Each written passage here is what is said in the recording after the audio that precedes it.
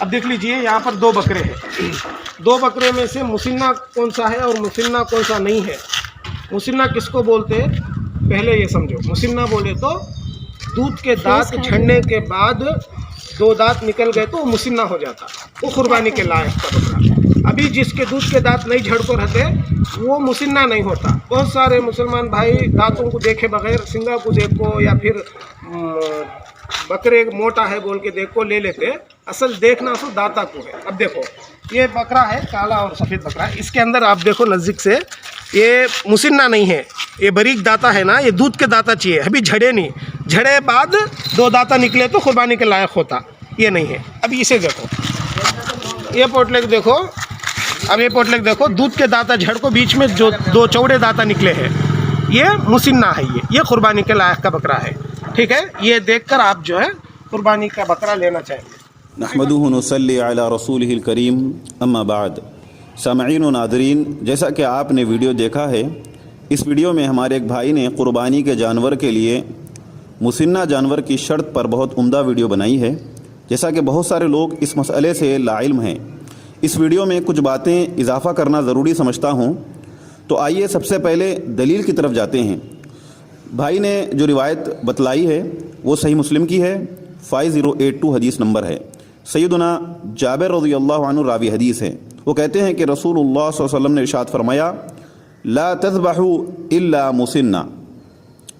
حدیث میں آپ علیہ الصلوۃ والسلام نے فرمایا کہ دو دانتوں والے یعنی دوندے جانور کے علاوہ ذبح نہ کرو، الا یہ کہ تم پر تنگی ہو جائے تو دمبے کا جذع ذبح کرو۔ اس روایت سے یہ معلوم ہوتا ہے کہ اللہ کے نبی صلی اللہ علیہ وسلم نے قربانی کے جانور کے لیے عمر کی کوئی شرط نہیں بتائی، بلکہ مسنہ جانور کہا۔ مسنہ جانور وہ ہوتا ہے جس کے دودھ کے دو دانت جھڑ جائیں اور پھر دوبارہ جو دانت آتے ہیں اسے مسنہ جانور کہتے ہیں۔ اردو میں ہم دو دانتا جانور یا دوندا جانور کہتے ہیں۔ تو یہ بات ضروری ہے، جیسا کہ بہت سارے لوگ یہ کہتے ہیں کہ قربانی کے جانور کے لیے 1 سال کا یا 2 سال کا ہونا ضروری ہے۔ تو سب سے پہلے ہمیں یہ بات کیسے معلوم ہوگی جب ہم مارکیٹ میں جاتے ہیں کہ جانور کتنے سال کا ہے؟ ہم سامنے والے جو بیچنے والا ہے اس پر اعتماد کر کے تو جانور نہیں لے سکتے، وہ جو چاہے کہے۔ تو لہذا اس مسئلے میں ہمارے لیے جو نبی صلی اللہ علیہ وسلم نے رہنمائی کی ہے وہ عمر نہیں کی ہے، بلکہ دوندا ہونا جانور کا، چاہے وہ قربانی کا جانور بکرا ہو یا دمبا ہو یا گائے ہو یا اونٹ ہو۔ قربانی کے جتنے 4 جانور نر اور مادہ کے لحاظ سے 8 جانور ہوتے ہیں، یہ سارے جانوروں کے اندر جو قربانی کے جانور ہے ان کا مسنہ ہونا ضروری ہے، اور اگر جانور مسنہ نہ ہو تو پھر قربانی اس کی نہیں ہو سکتی ہے۔ البتہ نبی صلی اللہ علیہ وسلم نے ایک استثناء اس کی بتائی ہے، ایکسیپشن بتائی ہے، وہ یہ کہ اگر تنگی کی صورت میں تم پر اگر تنگی ہو جائے تو دمبے کا جذع ذبح کرو۔ تو سب سے پہلے جذع کسے کہتے ہیں یہ جاننے سے پہلے تنگی کے کتنے حالات ہو سکتے ہیں سب سے پہلے ہم یہ جانتے ہیں۔ تنگی کی صورت صرف 2 ہی ہو سکتی ہے، ایک مارکیٹ میں دوندا یعنی مسنہ جانور دستیاب نہ ہو، یا پھر دوسرا قوت خریدنے سے باہر ہو، یعنی ہماری استطاعت نہ ہو خریدنے کی دوندا جانور۔ جیسے مثال کے طور پر ہم مارکیٹ میں گئے ہیں اور مارکیٹ میں مسنہ جانور جس کے 2 دانت دودھ کے جھڑ جائیں، اس کا اگر ریٹ اگر بکرا ہم لینے جائیں تو اس کا مان لیجئے 15,000 اس کا ریٹ ہے، تو ہمارے پاس اتنی استطاعت نہیں ہے، تو ہمارے پاس اگر 10,000 روپے ہیں اور اس 10,000 میں 1 سال کا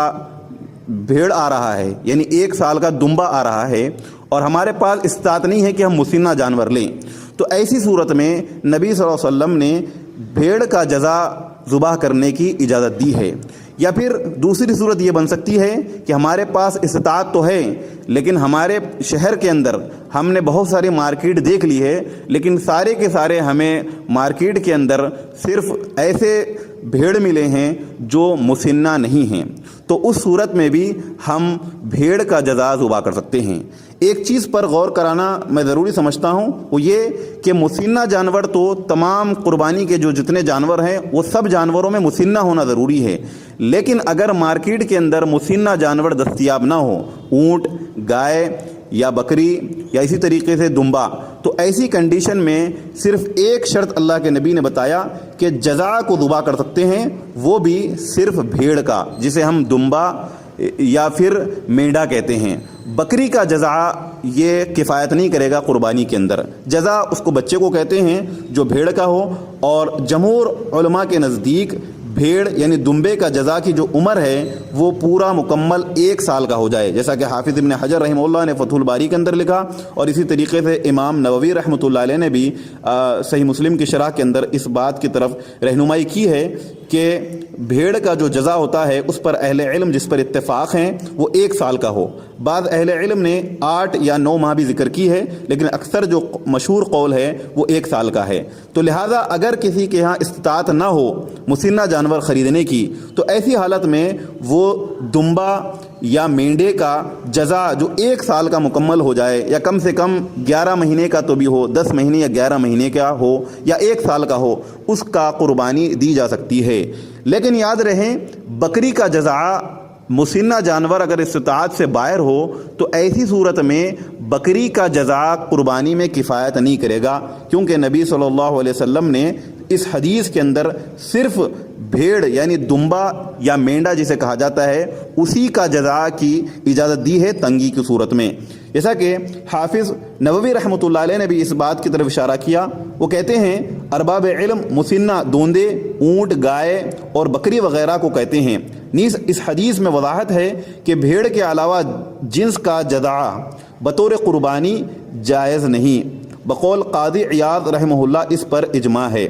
یعنی امام نووی رحمہ اللہ اس بات کی طرف اشارہ کر رہے ہیں کہ صحیح مسلم کی اس حدیث میں صرف تنگی کی صورت میں بھیڑ کے جزا کو قربانی میں ذبح کرنے کے بارے میں کہا گیا ہے، نہ کہ بھیڑ کے علاوہ۔ تو لہذا کوئی شخص اگر استطاعت نہ ہو تو وہ بھیڑ کا ہی جزا قربانی میں ذبح کریں، اور اگر اسے دمبا مینڈے کے علاوہ بکری کا جزا ملتا ہے یا اونٹ کا جزا ملتا ہے یا گائے کا جزا ملتا ہے تو وہ قربانی میں کفایت نہیں کرے گا۔ تو یہ کچھ باتیں ضروری میں سمجھتا تھا جو آپ حضرات کی خدمت میں گوشہ گزار کیا ہوں۔ اللہ تعالیٰ سے دعا ہے کہ اللہ تعالیٰ ہماری قربانیوں کو قبول فرمائے، آمین۔